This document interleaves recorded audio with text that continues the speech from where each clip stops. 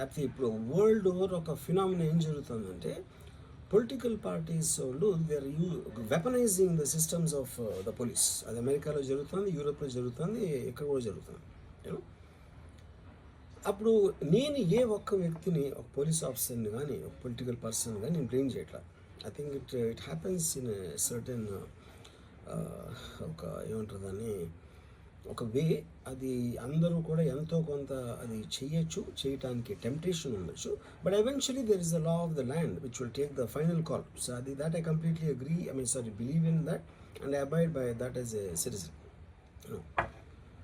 So ఇప్పుడు ఇక్కడ జరిగింది ఏంటి, నాకు ఒక నోటీస్ వచ్చింది, నేను ఒక రిప్లై ఇచ్చాను, ఫలానా తారీఖు నేను వస్తాను. అప్పటికి నాకు జరుగుతున్న పని ఒక ఆన్గోయింగ్ స్కెడ్యూల్ ఉంది కాబట్టి, నాకు ఫిల్మ్ వర్క్ ఉంది కాబట్టి అవ్వలేదు. అండ్ ఇట్ ఈస్ వేరే ప్రొడ్యూసర్కి చేస్తాను, ఆ ప్రొడ్యూసర్కి నష్టం వస్తుంది కాబట్టి నేను మళ్ళీ టైం అడిగాను. ఇదేంటి కేసు, ఇదేం అర్జెంట్ కేసు అంటే 1 year తర్వాత ట్వీట్ చూసిన అతనికి 1 weekలో అన్నీ అయిపోవాలనేది ఏమన్నా మీనింగ్ ఉంటుంది అసలు దానికి? So which basically means it is being done for purposes other than the urgency of the case. ఇప్పుడు అర్జెన్సీ ఆఫ్ ద కేస్ అంటే మీరు మర్డర్లు ఇన్ని జరిగి సంవత్సరాలు తీసుకుని ఏదో ఒక ట్వీట్ పెట్టిన ఎలిగేషన్ మీద హుటాహుటిని మీరు అక్కడి నుంచి పోలీసులు వచ్చేసి ఇలా చేసి అలా చేసి. ఇప్పుడు ఇంకోటి ఏంటంటే, ఫస్ట్ ఆఫ్ ఆల్ నాకు పోలీసులు అరెస్ట్ చేయడానికి వచ్చారు లేదో కూడా నాకు సరిగ్గా తెలియదు. ఎందుకంటే they didn't say it in so many words. నేను మీడియాలో కూడా ఎక్కడ చూడలేదు ఆ విషయం, అంత మీడియా స్పెక్యులేషన్ తప్పిస్తే అది నేను చూడలేదు. బట్ ఇందాక నేను చెప్పిన కారణాల వలన కోయిన్సిడెంటల్గా వేరే వాళ్ళు అన్ని చోట్ల నుంచి వచ్చేస్తున్నారు అది ఇది అన్నప్పుడు ఐ డోంట్ వాంట్ నా టైం వేస్ట్, నా వర్క్ వేస్ట్, నా వర్క్ ప్రెషర్ ఉన్నదాని వలన I wanted to take the assistance with judicial because that is the final say in a democratic system కాబట్టి. సో అది దానికోసం దిస్ ఈజ్ వాట్ హ్యాపెన్. ఇప్పుడు ఇక్కడ ముఖ్యంగా మనం గమనించాల్సింది ఏంటంటే, ఇప్పుడు ఏదో ఒక ట్వీట్ పెట్టాడు, లేకపోతే ఒక మీము, ఒక కార్టూను, ఒక జోకో, లేకపోతే ఒక హార్డ్ ఒపీనియన్, దానికోసం కేసులు పెట్టే ఆస్పెక్ట్ అనేది సీరియస్గా తీసుకుంటే 100 కోట్ల ఇండియన్ జనాభాలో నాకు తెలిసి 50 lakhs మీద కేసులు పెట్టాలి.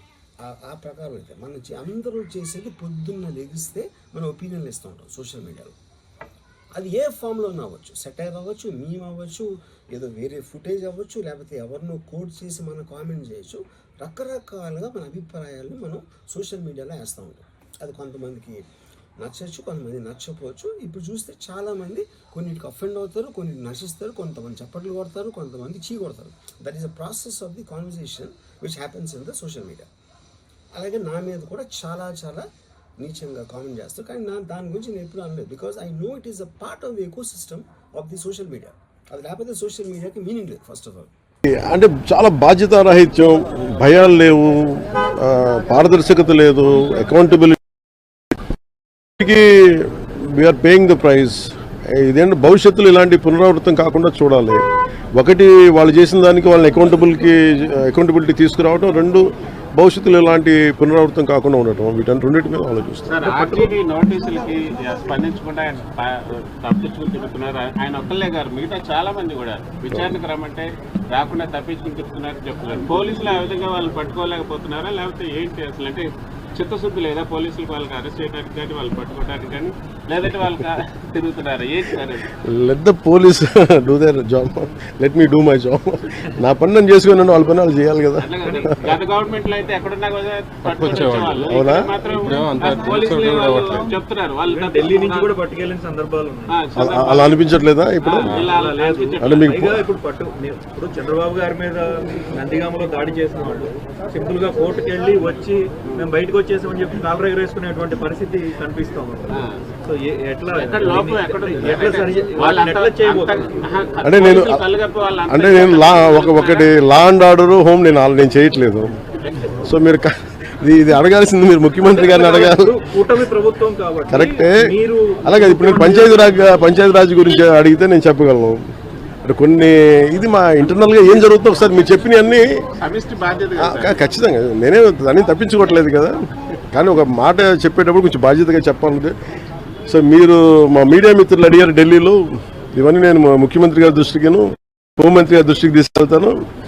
ఏం చెప్పంటారు చెప్పండి, మీ మాటకు నేను తీసుకెళ్తాను ఆయనకి. అంటే మిమ్మల్ని అంత ఇబ్బంది పెట్టినప్పుడు, అంత ధైర్యంగా ఆంధ్ర పోలీసు ఉన్నప్పుడు, ఈ రోజు ఆంధ్ర పోలీసు ఎందుకు తట్టుపాయిస్తున్నారు అడగాలి కదా, ఖచ్చితంగా అడుగుతాను.